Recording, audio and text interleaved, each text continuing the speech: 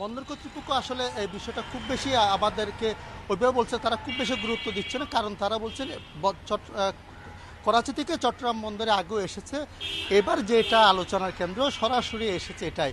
এবং তারা বলছেন এই সরাসরি যদি আমদানিটা হয় করাচি, তাহলে তাদের খরচ কমে যাবে, আমদানিকারক কিংবা যারা জাহাজের মালিক তাদেরও খরচ কমবে। সেটা একটা ভালো উদ্যোগ তারা মনে করছেন। আগে যেটা হতো আসলে করাচি থেকে বা পাকিস্তান থেকে কোনো পণ্য আসলে সেটা সরাসরি আসলে একটু যেটা পরীক্ষা নিরীক্ষা করে আসলে কী পণ্য আছে সেটা দেখতো।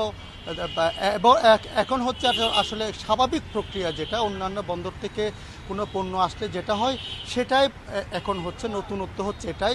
মানে অন্যান্য বন্দর থেকে কোনো পণ্য চট্টগ্রাম বন্দরে আসলে যে প্রক্রিয়া আগে অনুসরণ করা হতো, এবারের ক্ষেত্রে করাচি থেকে যে কন্টেনার এসেছে এবার সেই প্রক্রিয়া অন্যান্য বন্দর থেকে আসা প্রক্রিয়া স্বাভাবিকভাবে অনুসরণ করা হয়েছে। এটা হচ্ছে পার্থক্য। এবং